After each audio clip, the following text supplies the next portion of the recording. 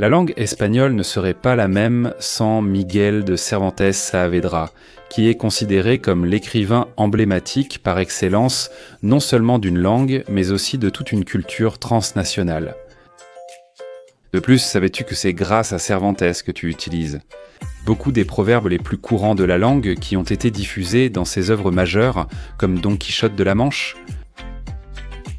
Si tu veux connaître 10 de ces proverbes, alors reste pour les découvrir ci-dessous. Je t'assure que tu seras surpris.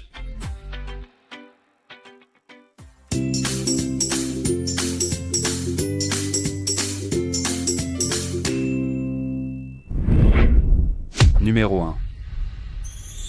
Entre les paroles et les actes, le chemin est long. Ce proverbe fait une analogie entre ce qui est promis, c'est-à-dire les paroles, et ce qui est réellement accompli, c'est-à-dire les actes. Et il met en garde contre la facilité de parler par rapport à la difficulté de tenir ce qui a été dit. Dans le chapitre 34 de la seconde partie de Don Quichotte, on peut lire « Plaise à Dieu, Sancho, qu'il en soit ainsi, car entre le dire et le faire, il y a un grand fossé. » Numéro... La nuit, tous les châteaux sont gris. Cette expression est utilisée pour rappeler que lorsqu'il manque de lumière, que ce soit au sens propre ou figuré, les différences entre les choses ou les objets disparaissent.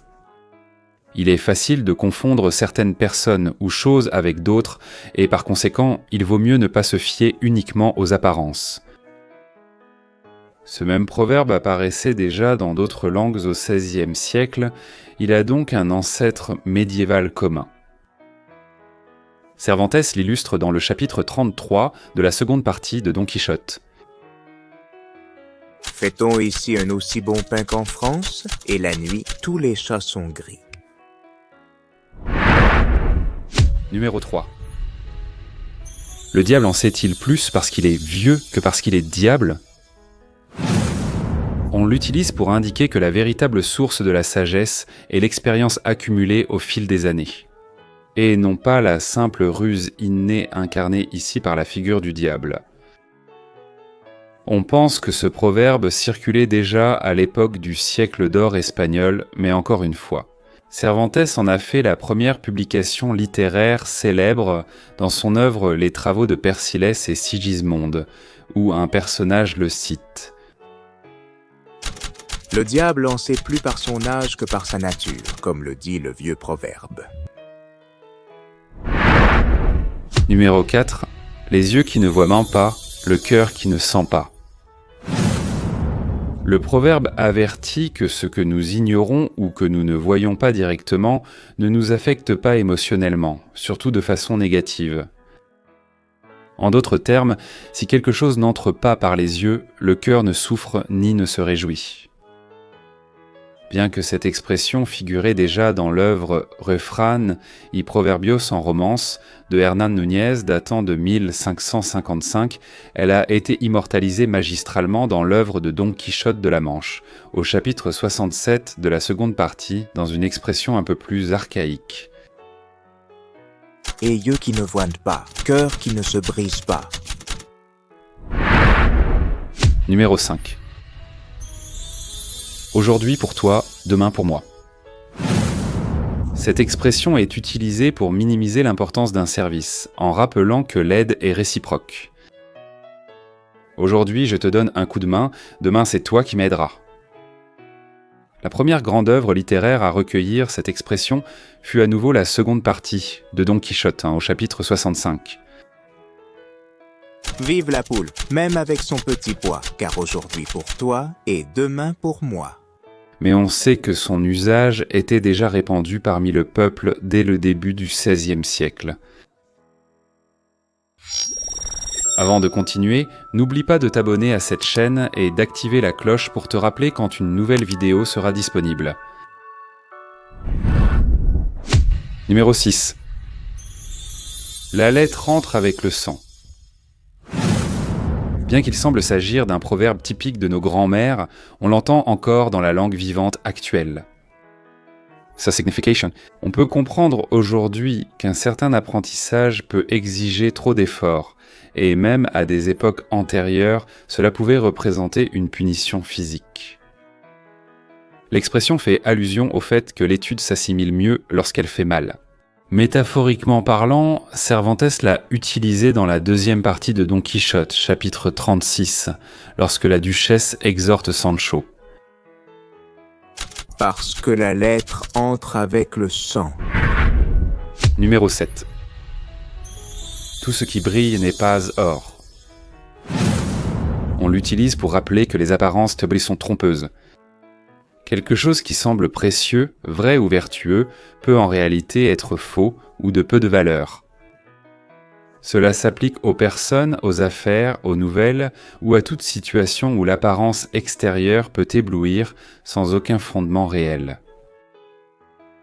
Dans les chapitres 33 et 48 de la deuxième partie de Don Quichotte, Cervantes a utilisé cette expression en la fixant dans la langue castillane, pour qu'elle soit ensuite répandue dans tout le monde hispanique. Et tout ce qui brille n'est-il pas or ? Numéro 8. Aller chercher de la laine et en sortir tondu. Cervantes a utilisé cette expression dans les deux parties de l'œuvre de Don Quichotte, au chapitre 7 de la première partie et au chapitre 14 de la seconde. Il arrive souvent que celui qui vient chercher de la laine reparte tondu. Ce proverbe est utilisé de nos jours lorsque quelqu'un essaie d'accomplir une action en pensant en tirer avantage, mais qu'en réalité, il en sort perdant. Comme par exemple les tentatives de tromperie qui se retournent contre le trompeur.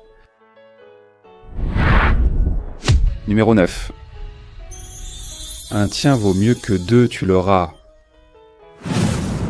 Ce proverbe fait référence au fait qu'il vaut mieux avoir quelque chose de sûr, même si c'est peu, que d'avoir de nombreuses opportunités en vue, mais qui, en réalité, peuvent s'avérer inaccessibles ou très difficiles à obtenir. Cela s'applique aux affaires, aux offres d'emploi, aux relations personnelles ou à toute décision où il faut choisir entre un gain modeste mais garanti et un autre plus important mais incertain.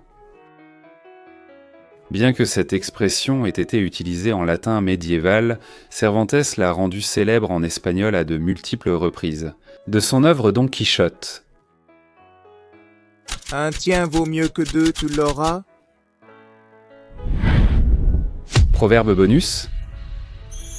À bon entendeur, peu de mots suffisent. On l'utilise pour affirmer que celui qui est astucieux comprend toute idée avec de brèves indications. Pas besoin de tourner autour du pot pour lui expliquer. On l'utilise aussi souvent de manière ironique lorsqu'on veut avertir quelqu'un de ne pas faire semblant de ne pas comprendre une déclaration. Aussi pour féliciter quelqu'un de rapide à saisir les idées. La diffusion cervantine a consolidé cette expression dans tout le monde hispanique. Dans le chapitre 37 de la deuxième partie de Don Quichotte. À celui qui essaye de bon cœur. Peu de mots. Numéro 10. Dis-moi avec qui tu traînes, et je te dirai qui tu es. L'idée essentielle de ce proverbe est d'exprimer que celui qui fréquente certaines personnes finit par leur ressembler. On l'utilise aussi pour conseiller, choisir ses amitiés, ou pour juger quelqu'un selon son cercle social, que ce soit en bien ou en mal.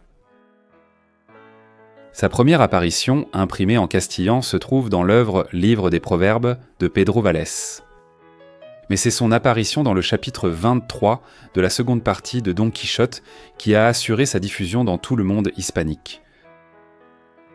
Ici, le proverbe « Dis-moi avec qui tu marches, je te dirai qui tu es » convient parfaitement.